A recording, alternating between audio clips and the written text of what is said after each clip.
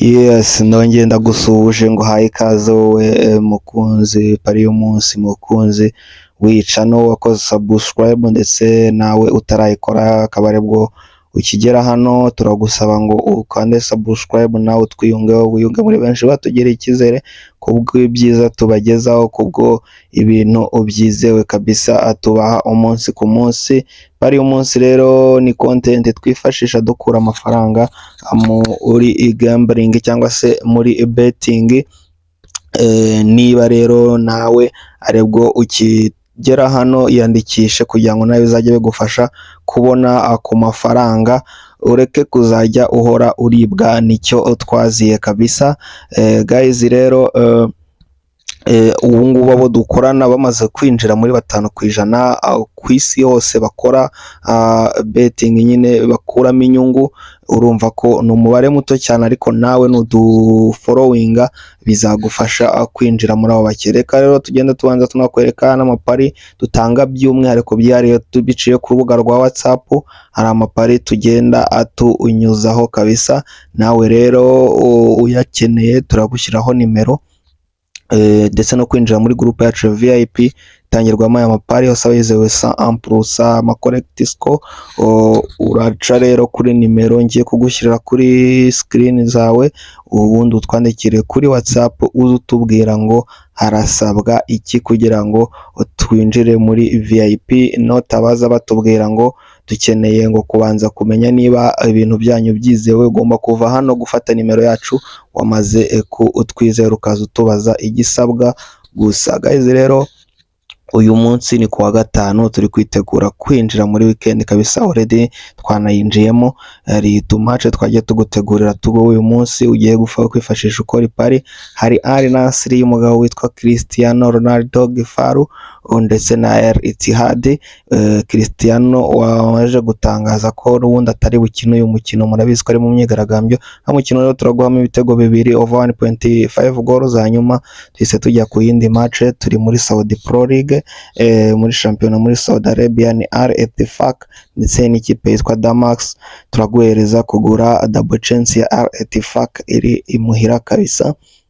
Hanyuma indi match nanone iri hano muri Saudi Pro League ni match iraba ku isaha 10:25 ni Neom iraza ko yakira ikipe ya Al Riyadh. Ndaguhereza kugura double chance ya Al Riyadh kabisa gutsinda uyu mukino cyangwa se ikaza akuba ihunganya. Hanyuma tugeze twinjira hano mu gihugu cyacu cy'u Rwanda muri shampiyona yacu. Ibi ngibi ubwo ibetingwaho n'abanyamahanga kuko mu Rwanda ntabwo byemewe gubetinga kuri shampiyona yaho. Ndaguhereza kugura ko nta bitego bitatu biboneka muri uyu mukino, ni under 3.5 goals. Hanyuma ikipe yitwa Al Gaishi ndetse n'ikipe yitwa Al Ittihad ziraza kuba zikina nizo mu Misiri. Ndaguhereza kugura ibitego bibiri muri uyu mukino over 1.5 goals, biraza kuba bigenda neza. Hanyuma indi match tugiye kurebaho ni Petroject ndetse n'ikipe ya NPP. Ndaguhereza kugura both team to score, benshi mukunze kwita yes kabisa, niyo ngohereza kuri uyu umukino. Hanyuma indi match tugiye kurebaho ni match irahuza ikipe ya RB Salzburg yo muri Austria ndetse n'ikipe yitwa Austrian Wien. Ndaza kwangwereza izi kipe nazo ko ziza kuba zinjizanya, ni both team to score ikunze kwitwa yes cyangwa se uyite GG uko uyita akose kabisa. Hanyuma indi match dufite ni Reims yo mu gihugu cy'Ubufaransa, iraza kuba yakira ikipe ya Bastia.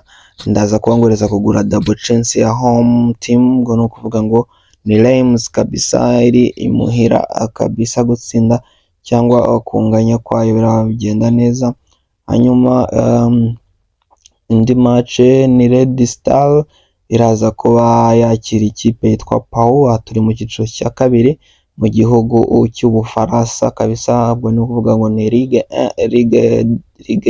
1 ndaza kuba rero ngohereza kugura gutsinda kw'iyi kipe yitwa Red Star Win.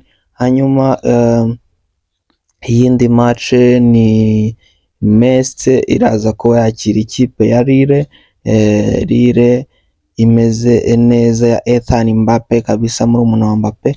Ndaza kuba rero ngohereza kugura ko Lille itsinda uyu umukino, ni Lille win kabisa. Hanyuma indi match tugiye kuba turebaho ni mu gihugu cy'Ubutaliyano muri Serie A, ni ikipe yitwa Hellas Verona iraza kuba yakira ikipe yitwa Pisa.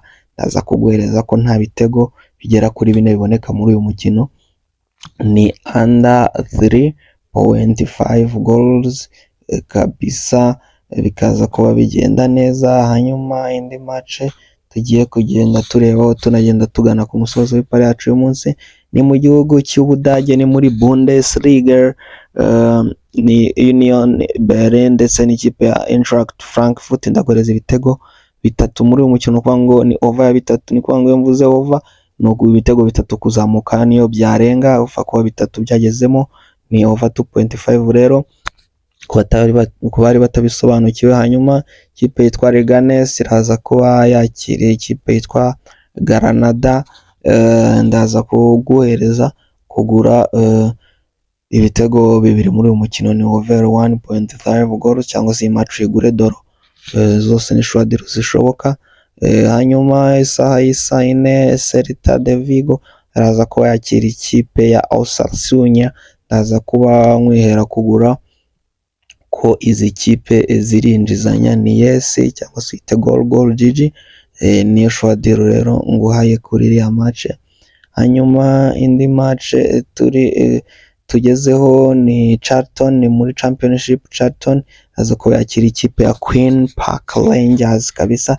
Ndaguhereza rero kuza kwigurira ibitego 2 kuzamura n'ubundi muri uyu mukino, ni over 1.5 goals kabisa, niyo shwadiro yizewe nguhaye. Hanyuma ikipe ya Leeds United muri Premier League iraza kuba yakira ikipe ya Nottingham Forest.